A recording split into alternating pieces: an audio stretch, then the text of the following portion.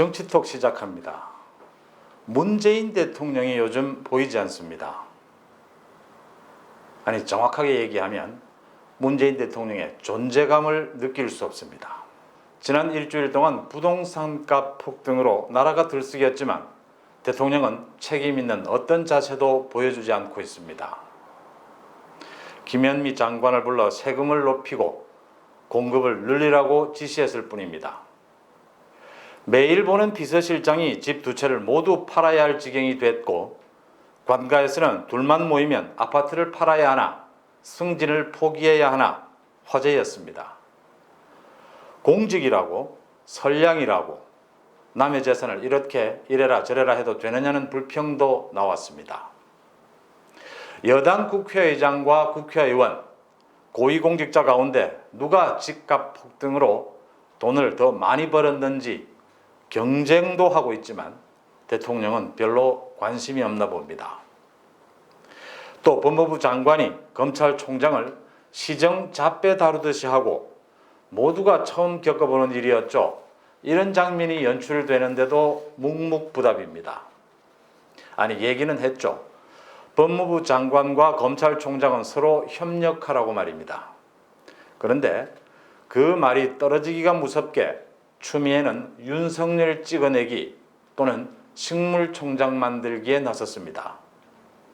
부동산 세율을 높이고 공급을 늘리라고 장관에게 지시하기가 무섭게 여당 대표는 정부를 믿기 힘드니 이제 당이 나서서 부동산 대책을 추진하겠다고 밝혔습니다. 문재인 대통령은 또 민주당의 김태년, 통합당의 주호영 원내대표를 불러 초청한 자리였죠. 간곡하게 협치를 당부했습니다. 하지만 김태년 대표는 국회로 돌아오자마자 상임위를 싹쓸이하며 의회 독재를 시작했습니다. 입만 열면 문재인 정부 성공을 다짐하고 외치던 이해찬, 추미애, 김태년이 배신한 겁니까? 아니면 설마 겉다르고 속다른 이면 지시가 있었던 건가요? 대통령이 침묵하니 여당 대표 경선에 나선 이낙연 후보에게 눈길이 쏠렸습니다. 이낙연 후보는 가는 곳마다 부동산 폭등을 사과하고 대책 마련을 약속하고 있습니다. 법무부와 검찰의 충돌에 대해서도 이번 건에 한해서는 검찰이 지시를 따르는 게 맞다고 정리도 했죠.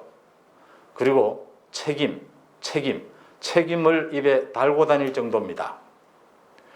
스스로 총리를 지내면서 문재인 정부가 가장 반성해야 할 대목이 책임감이라고 느낀 결과가 아니겠느냐는 해석들입니다. 아닌 게 아니라 대통령도 야당 탓, 언론 탓 많이 했죠. 인천국제공항공사가 비정규직 2,000여 명을 정규직으로 바꾸면서 공정성이 도마 위에 올랐습니다. 하지만 문재인 대통령은 자신의 약속으로 초래된 이 공정성 논란을 보면서도 반응이 없습니다. 문재인 대통령이 아무것도 안 하고 있는 것은 아니죠. SK 하이닉스를 방문했고 일자리를 늘리겠다고 약속했고 또 곧 한국판 뉴딜 계획도 발표한다고 합니다. 참 착한 얼굴에 맞게 무던한 성격이라는 생각이 듭니다. 그러니 북한 식당 주인에게 욕을 듣고도 허허 웃어 넘길 수 있었겠죠. 현실 인식 능력이 떨어지는 건가요? 아니면 한번 정한 목표를 향해서는 어떤 변수가 생겨도 밀어붙이는 성격 탓일까요? 정치 지도자의 덕목으로 흔히 균형 감각을 얘기합니다.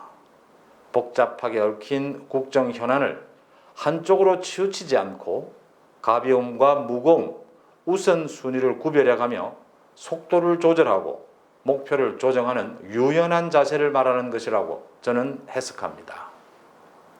문재인 대통령은 주변으로부터 강직하다는 평가를 많이 듣습니다. 한번 정한 것은 일이나 사람이나 잘 바꾸지 않는다고 합니다. 정치에는 썩 어울리지 않는 스타일이라는 얘기도 나오죠.